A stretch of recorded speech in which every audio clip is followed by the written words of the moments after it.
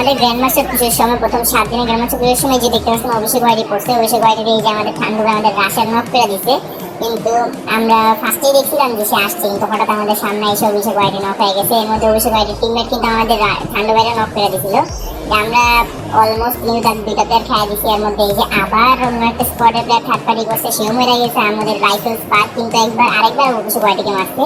এরই মধ্যে কিন্তু অভিষেক ওয়াইটির টিমমেট আর অভিষেক ওয়াইটি আবার নামছে এখানে, মানে নামছে বলতে কি রিভাইভ দেওয়া দিয়েছিল অভিষেক ওয়াইটিকে। এর মধ্যে আমাদের যে আসছে এখানে আসার কুইন, সে কিন্তু এখানে অভিষেক ওয়াইটিকে নক দেওয়া দেয়। মেইনলি এই কাহিনীটা হয়েছিল প্রথম 7 দিনে যখন আমরা হচ্ছে এই যে ওয়ান গেমার আইডিয়াতে গ্র্যান্ড মাস্টার পুজ দেওয়ার চেষ্টা করতেছিলাম। ঠিক ওই মোমেন্টটাতে হচ্ছে অভিষেক ওয়াইটে পড়ছিল। এর মধ্যে আমাদের সাথে গেমিং মেট তাভও পড়ছিল। ওই ম্যাচটা হয়তো ওই ম্যাচটা আসলে আমার কাছে নাই এই মুহূর্তে, নাহলে ওইটাও দিতাম।